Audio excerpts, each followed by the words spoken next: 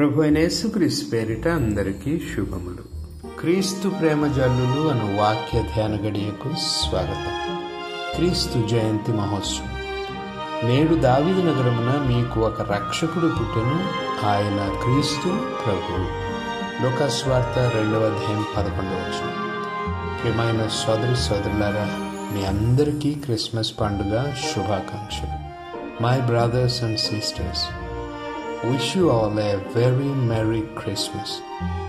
లోకరక్షకుడు, బెత్లెహేము బాలుడు, కన్యమరియ సూనుడు అయిన యేసుక్రీస్తు మిమ్మును, మీకు ప్రియులైన ప్రతి ఒక్కరిని తన ప్రేమతో, తన పవిత్రతతో, తన శాంతి సమాధానాలతో, తన సంతోషముతో నింపుదురుగాక. ఈ పండుగ రోజున మీ గృహములు క్రీస్తు జన్మించే పశువుల శాలలు కావాలి. మీ హృదయాలు ఆయన పవళించుటకు పశువుల తొట్టెలుగా మారాలి. మీ కుటుంబాలు క్రిస్మస్ తారకల వెలుగులతో ప్రకాశించాలి అని నేను ప్రార్థిస్తూ ఉన్నాను. సోదరులారు, ఈరోజు మనం లోకరక్షకుడైన యేసుక్రీస్తు జన్మదినాన్ని కొనియాడుతున్నాం. ఇది మన రక్షణ దినం. క్రిస్మస్ అంటే దేవుడు మానవుడైన రోజు. దేవుని కృప మన కళ్ళ ఎదుట మనిషి రూపంలో ప్రత్యక్షమైన రోజు. మన రక్షణ మరియ గర్భంలో జన్మించిన బాలయ స్వరూపంలో మన దగ్గరకు తెంచిన రోజు. పరిశుద్ధుడైన దేవుడు పాపి అయిన మానవ రూపాన్ని ధరించిన రోజు. దూతలకు పైగా సింహాసనాసీనుడైన సర్వశక్తి గల దేవుడు బలహీనుడైన మానవుడిగా, నిస్సహాయ బాలుడిగా పశువుల ఘాట్లో పరుండిన రోజు క్రిస్మస్ రోజు. ఇది చాలా ఆశ్చర్యం కలిగించే సంఘటన. మహోన్నతుడైన దేవుని జననం అంత సాదాసీదాగా జరగడం నిజంగా ఆశ్చర్యమేనండి. అది ఒక అద్భుతం కూడా. దేవుని జననం అనగానే మనం ఉరువులు మెరుగులతో కూడిన సంకేతాల కోసం చూస్తాం. దేవుడు జన్మించాడు అనగానే మనం ఏం చేస్తాం? ఆయన కోసం రాజమహల్లో వెతుకుతాం. కానీ ఆ రోజు క్రీస్తు జననం, దేవుని జననం, దేవుని కుమారుని జననం నిశ్శబ్దంగా జరిగిపోయింది. ఎవ్వరూ గమనించకుండానే జరిగిపోయింది. రాజులకు రాజు, ప్రభులకు ప్రభు అయిన ఆయన జననం రాజభవంతిలో జరగలేదండి, పశువుల శాలలో జరిగింది. సోదరులారా, దీని అంతరార్థం ఏంటో మనం గ్రహించాలి. మనం దేవుణ్ణి కనుగొనాలంటే రాజభవనాలకు కాదండి, పూరి గుడిసెలకు వెళ్ళాలి. మనం దేవుని సేవ చేయాలంటే ధనవంతుల లోగిళ్లకు కాదు, పేద ప్రజల మధ్యకు వెళ్ళాలి. కష్టించి చెమటోడ్చే నిర్భాగ్యుల మధ్యకు వెళ్ళాలి. అనాథులు, దిక్కుమొక్కు లేని వాళ్ళ దగ్గరకు మనం వెళ్ళాలి. అక్కడ మనం దేవుణ్ణి చూస్తాం. వాళ్ళలో దేవునికి సేవ చేయగలుగుతాం. సూటుబూటు వేసుకుని స్టేజ్ మీద ఏసీ పెట్టుకుని ఆరాధన జరిగించే దైవ సేవకులు అటువంటి దేవుని దగ్గరికి మనల్ని నడిపించగలరండి? ఏమో. సోదరులారా, మహత్తరమైన ఈ క్రీస్తు జయంతి అంతరార్థాన్ని మనం గ్రహించాలి. దేవుడు మానవుడయింది మానవుణ్ణి తనలా మహోన్నతుని చేయడానికి. ఆయన మానవ స్వభావాన్ని ధరించింది మన మానవ స్వభావాన్ని తన దివ్య స్వభావంలోనికి మార్చడానికి. ఇది ఈరోజు మనం గ్రహించాలి. పరిశుద్ధుడు పాప నరుని రూపు ధరించింది పతితులైన మానవులను తన వలె పవిత్రులను చేయడానికి. కాబట్టి క్రీస్తు మనుజు అవతారం మన మానవ జన్మలోని ఔన్నత్యాన్ని గుర్తించమని ఈరోజు మనకు నేర్పుతూ ఉంది. మానవత్వాన్ని మనం మరువకూడదని బోధిస్తూ ఉంది. మనుషులు మనుజులుగా జీవించాలని, మహనీయులుగా జీవించాలని నేర్పిస్తూ ఉంది. ఇది క్రిస్మస్లోని అంతరార్థం. అందుకే ఆయన దీన మానవ రూపాన్ని ధరించాడండి. నిస్సహాయుడిగా పశువుల పాకలో జన్మించాడు. ఆ రాత్రి వేళ ఆకాశంలో ప్రత్యక్షమైన దేవదూత గొర్రెల కాపురులకు ఇచ్చిన ఆనవాళ్ళు చూడండి. నేడు దావీదు నగరమున మీకు ఒక రక్షకుడు పుట్టెను, ఆయన క్రీస్తు ప్రభు. శిశువు పత్తిగుడ్డల్లో చుట్టబడి పశువుల తొట్టులో పరుండబెట్టబడి ఉండుట మీరు చూచెదరు, ఇదే మీకు ఆనవాలు. లూకా సువార్త 2వ అధ్యాయం 11-12 వచనాలు. సోదరులారా, రాత్రి వేళ ఆకాశంలో ప్రత్యక్షమైన దేవదూత రక్షణ శుభవార్త చెప్పాడండి. వెచ్చని హాయిని అనుభవిస్తూ భవంతుల్లో నిద్రిస్తున్న ధనవంతులకు ఆ శుభవార్త చెప్పలేదు. చలిలో వణుకుతూ పొలంలో గొర్రెలను కాస్తున్న గొల్ల వాళ్లకు ఆ దేవదూత ఆ శుభవార్త చెప్పాడు. ఇక ఆ దేవదూత గొర్రెల కాపర్లకు ఇచ్చిన ఆనవాళ్ళు రాజమహల్ కాదండి, పశువుల శాల. ఆ పాకలో పశువుల మేత మేసే తొట్టిలో ఆ బాలుని వాళ్ళు కనుగొంటారు, చూస్తారు. సోదరులారా, మనం దేవుణ్ణి సంపాదించుకోవాలంటే సుఖాల కోసం వెతకూడదండి, సిలువను వెతకాలి. దేవుణ్ణి సంతోషపెట్టాలంటే పేదలకు సేవ చేయాలి, శ్రమలను భరించడానికి సిద్ధపడాలి. మనం గుర్తుంచుకోవాల్సిన మరో ముఖ్యమైన విషయం ఏంటంటే, మనం ఉన్న చోటునే ఉంటే మన రక్షకుడిని కనుగొనలేమండి, ఆయన ఆరాధించలేము, ఆయన సేవ చేయలేము. ఏం చేయాలి? మనము ఆయన్ని వెతుక్కుంటూ వెళ్ళాలి. గొర్రెల కాపర్లను చూడండి, దేవదూత చెప్పిన ఆ రక్షణ సువార్తను వినిన వాళ్ళు పొలంలో ఉండిపోలేదండి, వాళ్ళు వెంటనే బయలుదేరారు, పశువుల పాకను వెతుక్కుంటూ వెళ్ళారు. మనం కూడా అలా చేయాలి. రక్షణ పొందాలంటే వెతుక్కుంటూ వెళ్ళాలి. ఉన్న చోటు నుండి లేచి పశువుల శాల దగ్గరకు వెళ్ళాలి, క్రీస్తును సమీపించాలి. క్రీస్తు తెచ్చిన రక్షణ ఆనందాన్ని అనుభవించాలంటే పేదలను అభాగ్యులను వెతుక్కుంటూ వెళ్ళాలి. ఆయన ప్రేమను కారుణ్యాన్ని వాళ్లతో మనం పంచుకోవాలండి. ఇది సోదరులారా నిజమైన క్రిస్మస్ అంటే. పొరుగువారి ముఖాల మీద ఆనందాన్ని చూడాలి, వాళ్ళ హృదయాల్లో శాంతిని సృష్టించాలి. అద్భుతాలు ఎక్కడో ఆకాశం నుండి ఊడిపడవండి, మనుషులే వాటిని చేయాలి, మనమే చేయాలి.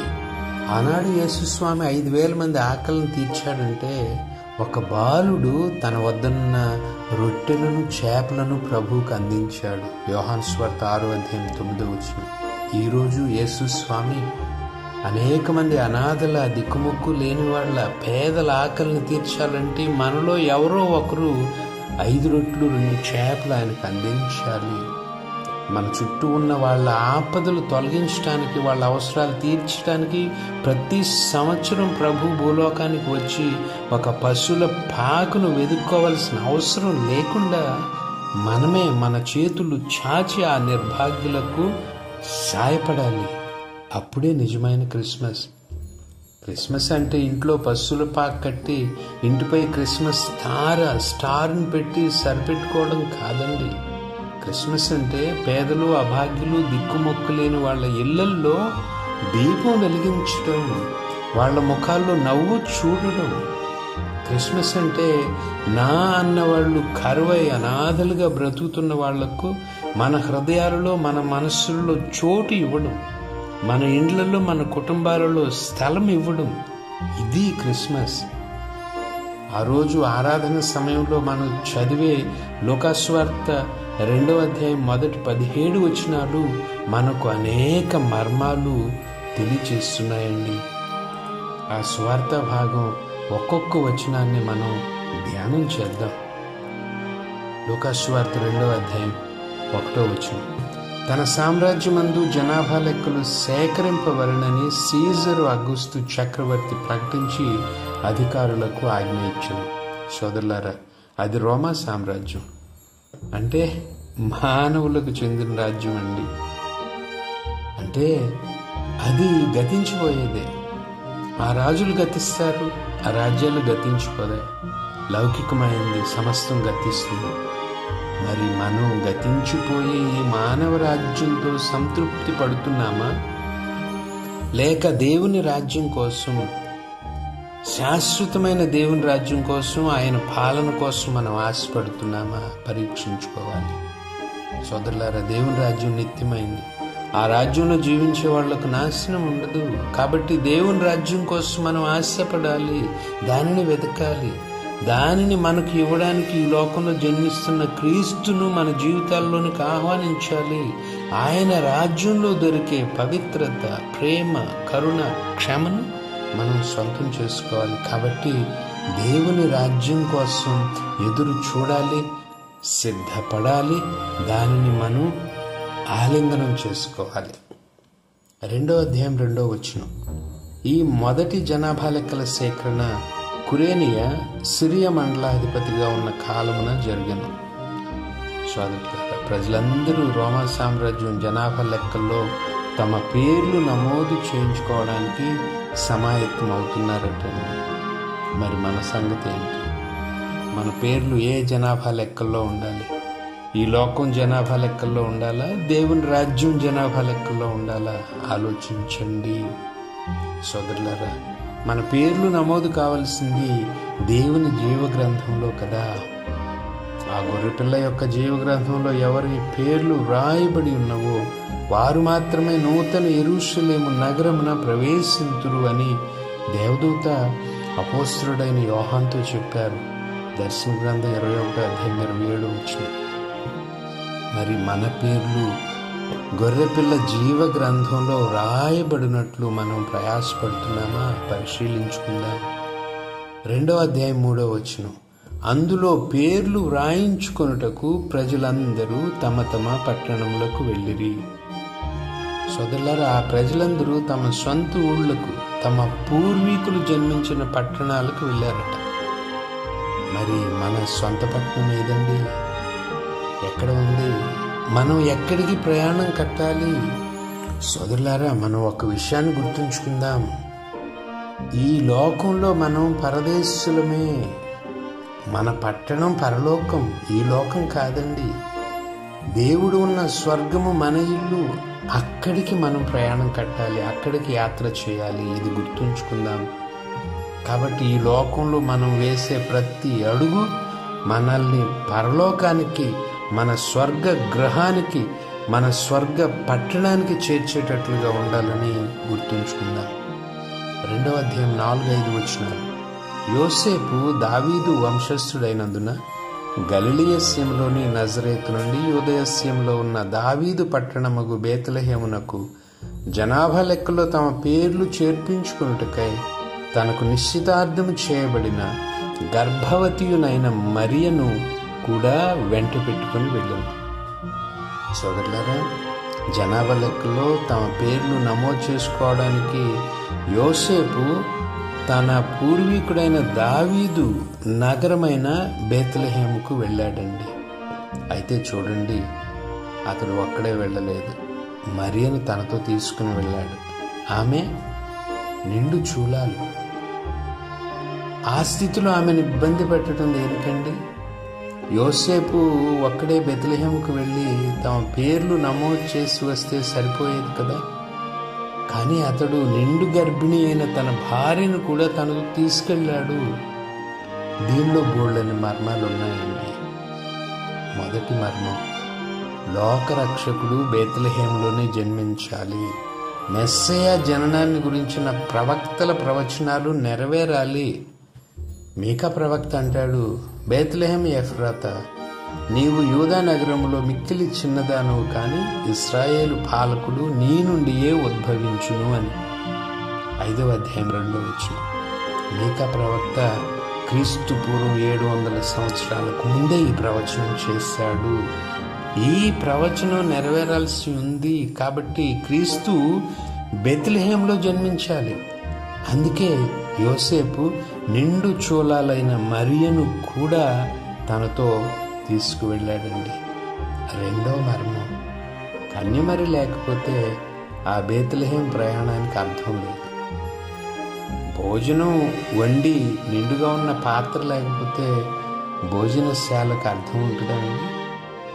జీవాహారాన్ని మోసే గర్భం లేకుండా రొట్టెల గృహమైన బేత్లెహేముకు వెళ్ళడంలో అర్థం ఉంటుందా? సోదరులారా, బేత్లెహేము అంటే రొట్టెల గృహం అని అర్థం.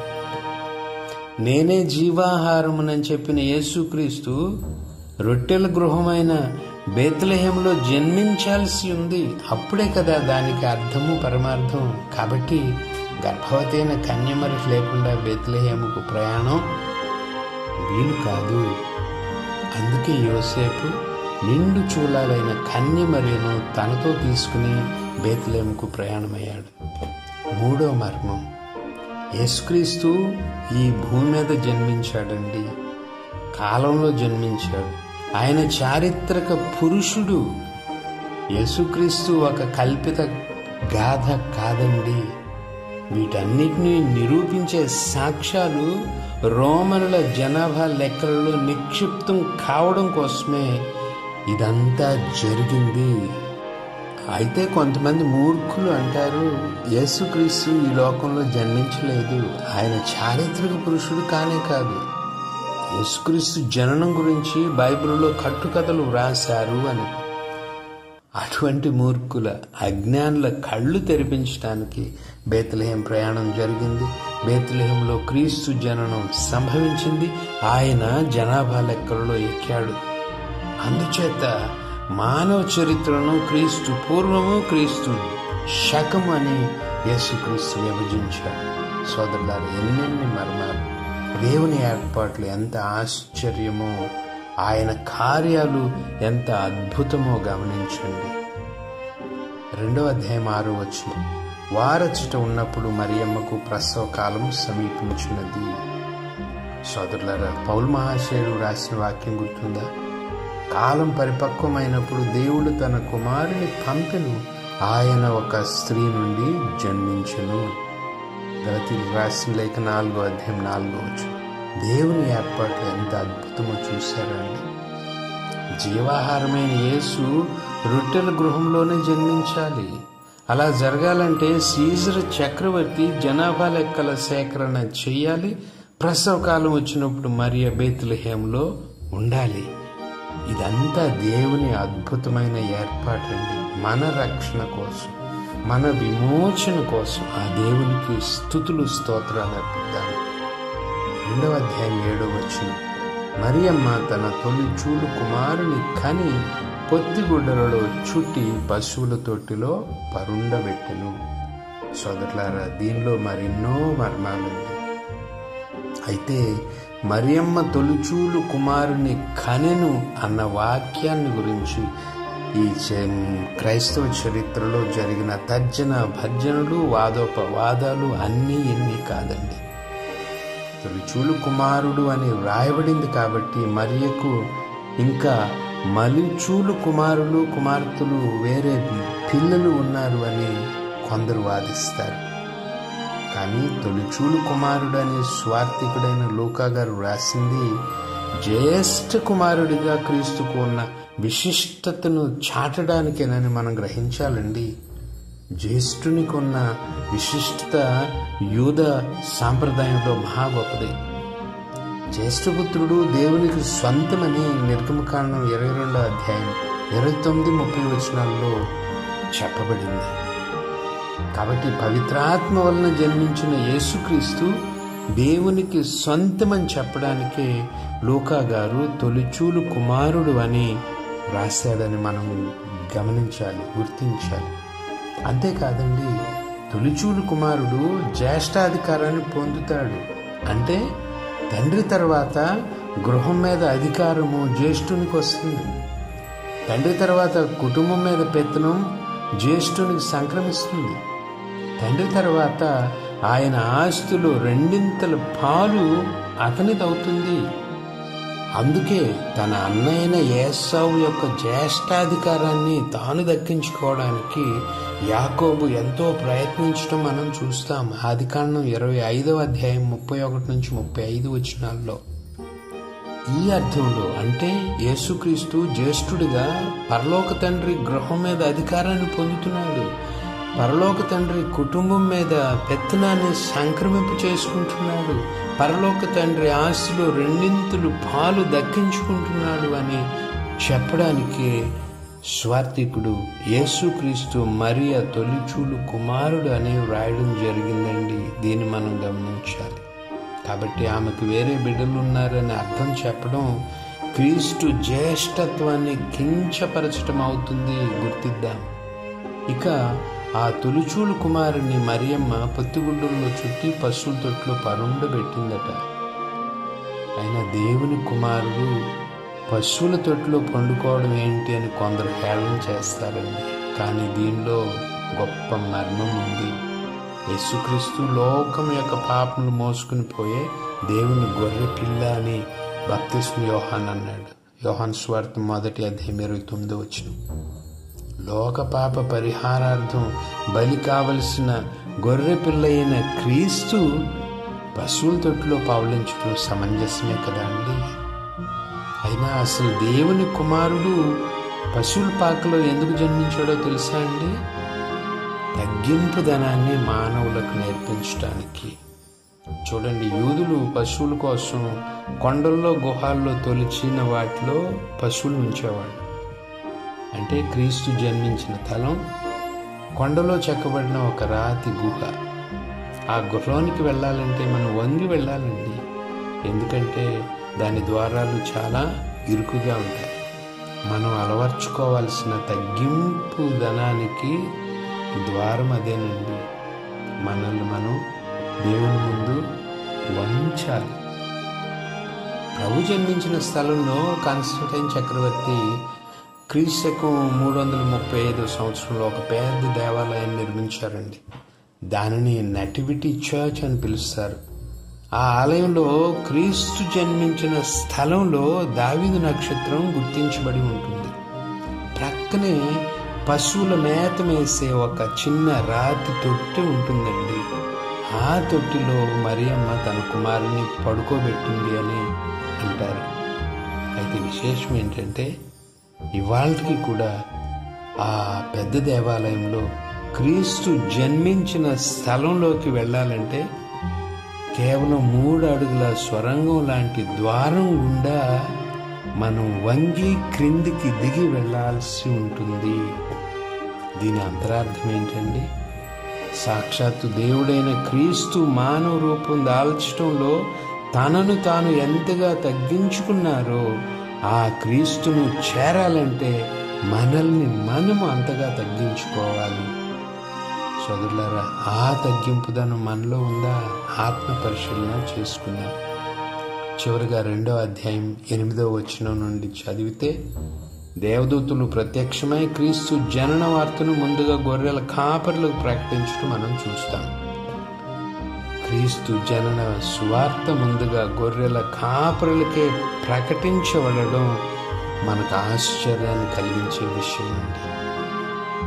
గొర్రెల కాపరులకు ప్రకటించబడింది, రాజులకు కాదు, ధర్మశాస్త్రులకు కాదు, గొప్ప గొప్ప వాళ్లకు క్రీస్తు జనన వార్త ముందుగా చాటబడలేదండి. గొర్రెల కాపరులకు చాటబడింది. సాధారణంగా గొర్రెల కాపరులు అంటే శుచి శుభ్రత లేని వాళ్ళు, చదువు సంధ్య ఎరగని వాళ్ళు అంటారు. అది వాస్తవమే అండి. ఎందుకంటే రాత్రి పగళ్ళు వాళ్ళు గొర్రెలతోనే ఉంటారు. లేకపోతే అవి తప్పిపోతాయి లేదా క్రూర జంతువులకు బలవుతాయి. కాబట్టి రాత్రింబగళ్ళు గొర్రెల కాపరులు గొర్రెలతోనే ఉండడం వలన వాళ్ళు భౌతికంగా శుద్ధిగా ఉండలేరు. అయినా క్రీస్తు జనన వార్త తొలుతుగా వాళ్లకే అందించబడిందండి. అంటే దేవుని ప్రణాళికలో వాళ్లకు ఎంత గొప్ప స్థానం ఉందో మనం గ్రహించాలి. ఇక్కడ మనం ఒక విశేషాన్ని గమనించాలి. వాళ్ళకున్న ప్రత్యేకత ఏమిటో మనకు తెలుస్తుంది. ఈ బెత్లెహేము కాపరులు మేపే గొర్రెల మందల్లో నుండి ప్రతిరోజు యెరూషలేము దేవాలయంలో బలి ఇవ్వడానికి గొర్రె పిల్లలు తీసుకువెళ్ళబడేవి. వాళ్ళు మచ్చ మైల లేనటువంటి గొర్రె పిల్లలను బలి కోసం మేపేవాళ్ళండి. అది వాళ్ళ అంతస్తు. అందుకే మంచి గొర్రెల కాపరి అయిన యేసు జననం బెత్లెహేము గొర్రెల కాపరులకు ముందుగా తెలుపబడింది. చూడండి, యెరూషలేము దేవాలయంలో బలి ఇవ్వడానికి శ్రేష్టమైన గొర్రె పిల్లను సిద్ధం చేసే ఆ గొర్రెల కాపరులకు దేవుని గొర్రె పిల్లైన క్రీస్తు జననం తొలుతగా చాటబడడం ఎంతో సమంజసం కదా. సోదరులారా, ఈరోజు మనకు లోకరక్షకుని జనన వార్త చాటబడుతూ ఉంది. ప్రతి ఆలయంలో ప్రతి దైవజనుడు స్వార్థను, రక్షకుని జనన స్వార్థను మనకు చాటుతూ ఉన్నాడు. మనం ఆ గొర్రెల కాపరులాగా ప్రత్యేకమైన వ్యక్తులుగా జీవిస్తున్నామా? మన కుటుంబాలను, మన బిడ్డలను దేవునికి సమర్పణ చేయడం కోసం వాళ్లను పవిత్రమైన దారిలో పెంచుతూ ఉన్నామా? మనల్ని మనం ఆయన కోసం సిద్ధపరచుకుంటూ ఉన్నామా? మనల్ని మనం క్రీస్తుకు అంగీకార యోగ్యమైన అర్పణగా అర్పించుకుంటున్నామా? ఆత్మ పరిశీలన చేసుకుందాం. చిన్న ప్రార్థన చేసుకుందాం. తలలు వంచండి. ప్రియమైన ప్రభు, మీ వాక్యంను ధ్యానం చేయడానికి ఈరోజు మీరు మాకిచ్చిన ఈ సమయానికే మీకు స్తోత్రాలు. ప్రభు, మా మీద మీకు గల ప్రేమ అపారమైనది. అందుకే మీరు పరలోకాన్ని వీడి మీ దైవత్వాన్ని మాతో పంచుకోవడానికి మా మధ్యకు వేంచేసి వస్తున్నారు. ప్రభు, మీకు స్తోత్రాలు. అయినా ప్రభు, మీరు జన్మించడానికి ఆనాడు సత్రంలో స్థలం లేకపోయింది. దానికి మించి మనుష్యుల హృదయాలలో మీకు చోటే లేకుండా పోయింది. కానీ ప్రభు, ఈనాడు మిమ్మల్ని మా జీవితాల్లోనికి ఆహ్వానించడానికి, మీ ప్రేమతో మా హృదయాలను, మా గృహాలను, మా కుటుంబాలను నింపుకోవడానికి, మమ్మల్ని మేము యోగ్యమైన కానుకగా మీకు సమర్పణ చేసుకోవడానికి కావలసిన ఆత్మశక్తిని మాకు అనుగ్రహించండి. ఆమేన్. సోదరులారా, మరోసారి మీ అందరికీ క్రిస్మస్ పండుగ శుభాకాంక్షలు. ప్రభు కృప సదా మనకు తోడయుండునుగాక. ఆమేన్. పితా, పుత్ర, పవిత్రాత్మ నామమున ఆమేన్.